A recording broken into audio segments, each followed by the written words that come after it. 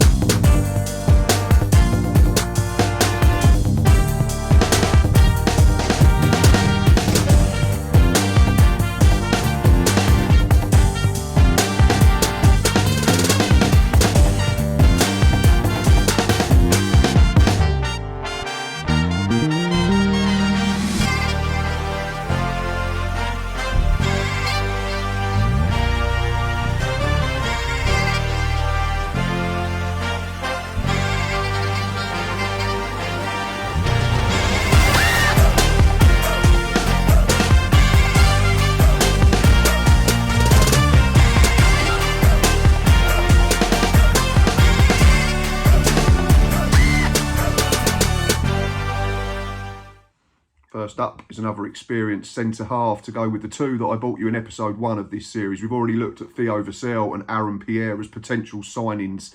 And today I bring you Ricardo Santos, 29-year-old, London-born, ex-Bolton Wanderers centre-back, who's been playing in League One for the last few seasons. In 22-23, he completed 30 appearances for the Trotters, scored 3 goals. There was no assists, 84 minutes per game, but most importantly, 11 clean sheets. That tally went up in 23-24 as Bolton reached the playoffs, only to fall at the final hurdle at Wembley. He played 34 times in that campaign. There was no goals scored, but there was an assist. Average minutes per game went up from 84 to 86, and there were 14 clean sheets along the way. So that is a really good percentage. That's nearly 50%. And the games he played, Bolton didn't concede a goal. And dropped off slightly in 24-25. I think there was a change of management, wasn't it? Ian Evatt left the football club, but he still made 25 appearances in the league. There was 1 goal, no assists, 87 minutes per game and another 4 clean sheets. Bolton not quite as good as they had been in previous seasons. But yeah, overall in 24-25, Big Ricardo made 207 clearances. He made 95 ball recoveries. He won 70% of all of his duels. 35 tackles were completed. He had an 85% pass ratio at centre-back, which is really good. I know a lot of that's going to be in his own half, but he's a centre-half at the end of the day. He's not meant to be creating chances for everybody else, but if he can be neat and tidy with it and get us on the move from deep areas, then that'd be good to see. We know what he brings in terms of defensive qualities. We've seen him enough. He's big, he's strong, he's athletic, he's dominant in the air, and if Gareth Ainsworth does want to go down that route of experienced centre-half like he's done before, then I think Ricardo Santos could certainly fit the bill. If you look at him over the last 6 seasons, he's averaged 35 appearances per campaign in the league alone, which is really good. So he doesn't miss loads of football. So yeah, that's my first pick in 5 to thrive. Recently released Bolton Wanderers centre-back Ricardo Santos. Next up, I'm going to be looking at a left-back. Everybody knows my views on Max Clark, who we are in discussion with. It seems that throughout the years, I've been a bigger fan of any player that we have called Max than most. But I thought he was really, really good in 24-25, Max, and that's why he got in my team of the season. He got in the official team of the season as well. He was super solid every time he plays. He's generally a 7 out of 10. He's no frills. He does exactly what he says on the tin. So I would love Max Clark to be our first choice left-back next season, but he hasn't signed a new deal yet, so I thought it was worth looking. And there's one that I found who's 34 years of age. His name's Danny Andrew, recent release by Cambridge. And we know Gareth Ainsworth likes an experienced left-back, don't we? He had Joe Jacobson for years at Wickham in that very successful team. Danny's 34 now, like I say, but he's still playing plenty. And he has been doing it in League One. So I don't think the drop down to League Two would be a problem for him. In 22-23, he compiled 30 appearances, scored 1 goal and assisted twice, and played 78 minutes per game, all the while keeping 6 clean sheets defensively. So it's 1 every 5 games. So you're looking at around 9 or 10 throughout a season, which I think would improve, given that we've been super solid defensively over the last few years. It's just at the other end of the pitch that we struggle. 23-24 saw them appearances jump up to 45. He doubled his goal tally from 1 to 2, but 1 assist only. 87 minutes per game though, so that was really, really impressive, and there were 11 clean sheets in that time, so that's even better. 1 in 4. So you're looking at, like I say, 11 or 12 throughout the campaign, which is a very good record, I think, at the level. And then last season, obviously Cambridge, we know, had a difficult campaign. They changed managers midway through. It was our ex-gaffer Neil Harris that went in there but couldn't save them. Danny Andrews still compiled 32 appearances, though. He scored a goal and assisted 2 more. Still played 72 minutes per game, and there were 3 clean sheets, and that's fully understandable. Cambridge were a team that ended up in the bottom 4, so they've obviously got more wrong than right. That's generally what happens when you get relegated. But he still completed 99 ball recoveries, 89 clearances, 38 tackles. Interestingly, for a left-back, and this one jumps off the page at me, 64% dribble ratio and a 69% pass ratio, which I think is really good. I think it's a couple of percent above what Max Clark's was for Gillingham. So even if Max Clark signs on, I'd love us to have some genuine competition there. So Danny Andrews, one for me that I think could be a really astute bit of business. Cambridge isn't a million miles away from Kent, is it? So it's not like a massive relocation job for Andrew. We know what he was like at Fleetwood for years. He was really, really good, defensively solid, a real threat from set pieces at the other end. So there was also 26 key passes in the season and 27% cross ratio, which means that just over 1 in 4 crosses are hitting their target. And in the last 5 seasons, he completed 43 clean sheets, and there were 25 goal contributions from left back, which is really impressive, in the way of 12 goals and 13 assists. Yes, my second pick is experienced left back Danny Andrew. Moving to midfield for player number 3 on the list, and I wasn't gonna look in this area of the pitch because I think generally we're quite stacked, certainly in terms of orthodox midfielders. We've got Ethan Coleman, we've got Armani Little, we've got Robbie McKenzie, we've got Nelson Kambeni, and we've got Johnny Williams all under contract, albeit Johnny would be the one that probably plays further forward in an ideal world. Of course, talks are ongoing with Bradley Dack and Ewan Williams as well, so it could be that we end up with plenty in that area. But I wanted to have a look just in case, and for me, obviously with the question mark still over the future of Dacky and Ewan Williams, I thought we'd look at someone who's a central attacking midfielder.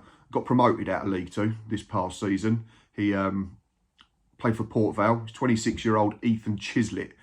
People probably remember him from his time at Wimbledon. I think he scored a really good goal against us in the first game at Plough Lane once they returned home, the Dons. I'm sure it was in the COVID season as they beat us 1-0.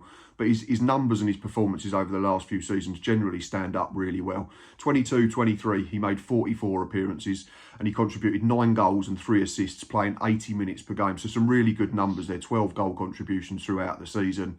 Not last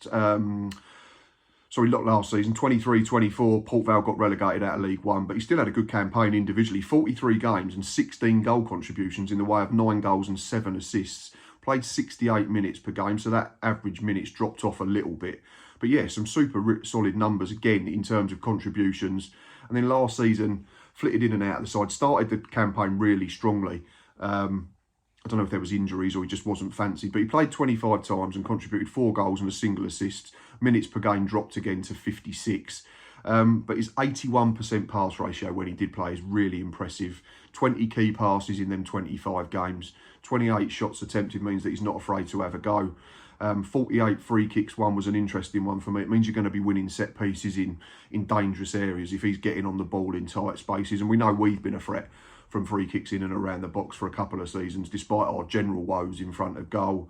58% of his duels won means that he's willing to do the dirty side of the game. 60 ball recoveries indicates that he wants to press high. and 33 tackles completed as well. So, yeah, I think it would be an interesting one. Obviously, a lot depends on who doesn't sign contracts. I think if Daki and Ewan Williams both sign on the dotted line, then it might be that we're barking up the wrong tree. But I'm trying to cover areas and all cases and all scenarios. And I think Chislett would be one that we should target, given he was playing in London just a couple of years ago. He knows the level really well and he's good at it. Goal contributions every 3.3 games since 22-23. So you're looking over a 3-year period of 14 contributions per season, which is really good from midfield. So that's my third pick, Ethan Chislett. Next up is a winger, and I bought you David Ajiboye in my first episode of this series, didn't I? 5 freebies to find. He was released by Peterborough. There's another one that's just been released from Championship Club Luton. And there was a little bit of excitement on social media a week or so back because Mr. Gallinson started following this individual. I'm talking about 26-year-old Dion Pereira from Luton Town. So obviously that got my interest, and I started having a look and a bit of a dig into his stats. In terms of numbers up until this season, not brilliant. Doesn't play loads. He's been sent out on loan a few times by Luton to get experience. But in 24-25, he did thrive. So we'll get to that shortly. But yeah, 22-23, went out on loan to Bradford City, I believe. He played 14 times, contributed 1 goal and 1 assist, but was mainly used as a substitute. And that's indicated in his minutes per game ratio of just 41. 23-24 was split into 2 loan periods. He went to Sutton first in League 2, but they were struggling, not scoring enough. 14 appearances, no goals, no assists, unfortunately, and only played 34 minutes per game. He then went to Dagenham for the second half of the season, and this is where he started to really come into his own. He played 17 times, and there were 7 goal contributions in the way of 3 for himself and 4 for others, and that average minutes per game went up to 67. And then last season, down there again at Dagenham and Redbridge, albeit in a side that we remember have been relegated to National League South. But he played 35 times, Dion, 10 goals for himself and another 4 assists, and 79 minutes per game. So that minutes per game ratio has jumped right up. It was a goal scored every 276 minutes from wide, 67 shots attempted, pass ratio of 81%, 49 key passes means that he's willing to try and get people in, create big chances, and 80% dribble ratio, which is absolutely staggering. It's basically 4 in 5, which is really, really good. Yeah, like I say, might be taking a little bit of a chance because his better numbers have come in the division below. But how many often have we said National League is essentially League 3 now? It's a professional league. And he's been very good in it for the last season and a half. If you add them numbers together for last season and the back half of 23-24, you're looking at 52 appearances, 13 goals and 8 assists, which is really, really good. So yeah, he's one that I think could come in. Certainly if Gareth wants to revert away from this back 3 and go to a 4-3-3 or a 4-2-3-1 or even an old school 4-4-2. So pick 4 on my list is 26-year-old, recently released from Luton Town, Dion Pereira. Last, but by no means least, is one that was brought to my attention by someone who kindly commented on YouTube on one of my previous episodes, and it got me interested. So I went and had a look at the stats of this player.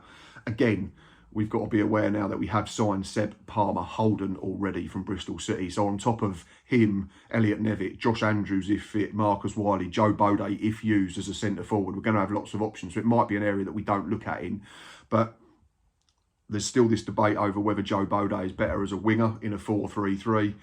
Will Marcus Wiley go out on loan again? Will Josh Andrews ever be fit? Unfortunately, I'd love to see it, but off of 18 months that we've had so far, we have to just, you know, really bear with him at best, don't we? And not expect too much. It was great to see him get on the pitch final day, but it was only 8 or 9 minutes. So yeah, this player I'm having a look at has been playing for Wrexham in League 1 over the last few seasons. Was behind the legendary pairing of Ollie Palmer and Paul Mullin for a couple of years. So there's been loan spells and substitute appearances. I'm talking about 25-year-old Sam Dalby. In 22-23, as they won the National League, he played 46 times, contributed 8 goals and 4 assists. He only played 30 minutes per game though, which is mad looking at them numbers. So 12 goal contributions, and his goals came every 170 minutes, which is better than 1 in 2, which is really impressive when you're probably struggling to get rhythm from the bench. You're not starting many times. You know that you're going to be a substitute behind them two. In 23-24, he played 40 games again, but majority was substitute. 5 goals and 8 assists. So there's another 13 goal contributions when he barely starts a game. Only 42 minutes per game again, but it was 130 minutes per contribution again. So you're looking at a contribution every game and a half. So he clearly knows how to be in the right areas, to be involved in the play in the final third. But obviously, any good footballer wants to go and play. And that's what he did. In 24-25, he went on loan to Dundee, played 35 times and scored 15 goals in the SPL and contributed 2 assists for others. And his minutes per game jumped up to 80 per game. 186 minutes per goal, which is around 1 in 2 again. 21% conversion rate, which is just under 1 in 4. 70 shots attempted. All of his goals came from inside the box. I think what you get with Sam is he's a proper penalty box striker. Sniffs out a chance when the ball's in the 18-yard box. Also 32 key passes as well. So he's willing to try and get linking up the play for others. And yeah, he's made 121 appearances over the last 3 seasons, despite playing second fiddle. So it's clear that he's got ability. It's clear that he was rated to a degree by Phil Parkinson at Wrexham. But unfortunately, if you've got 2 players in front of you that are scoring 25, 30, even 40 goals in a season, in Mullins' case, it's difficult to get a start, isn't it? And you have to bide your time, and he's done that, and he's gone out on loan, and he's gone and, you know, stepped out of their shadow to a degree. So yeah, final person on my list is 25-year-old, recent released by Wrexham, Sam Dalby. Right, that is it for this mini series of potential transfer targets. I'm sure none will come to fruition. Obviously, you have to understand, and I have to understand, that I'm limited in terms of what data I can look at, what footage I can look at. But I try to do as much research as possible. I try to pick people that are realistic, that would potentially fit into a style of play that we might play in 25, 26, that would be Gareth Ainsworth and Gillingham type footballers. Obviously, no one's going to agree with all of them. You might not agree with any of them. That was the general consensus, I feel, on the 4 to score, based on age or lack of experience or lack of goals. A lot of people weren't sure on the 4 that I picked in that episode, but that's the beauty of it. As long as it's done the right way, like I've said a million times, it creates debate, and that's what we like, and it gives us something to talk about, certainly during the close season when there's not much going on. But as always, thank you for watching. Thanks for listening to me, trying to give reasons and sell these players to us. As I've already mentioned, it's highly unlikely that any will come to fruition. But we all like playing manager, don't we, every summer. It certainly gives us something to concentrate on with the lack of games. 6 away from 3,700. Please keep hitting that like button, and please consider pressing subscribe. It'd be great if we could get there while I'm on my break, because this will be the last recording that I'm making before I go on holiday for a week. There might be one more video that gets published after this. That will be the season trailer for next season, but that's already sorted out. But if not, that'll be available when I return from Mallorca. So yeah, I will love you and leave you now for a week. As always, appreciate all the help. I appreciate all the support, the follows, the shares, the agreements, the disagreements, and all that type of thing. And most importantly, up the Gills.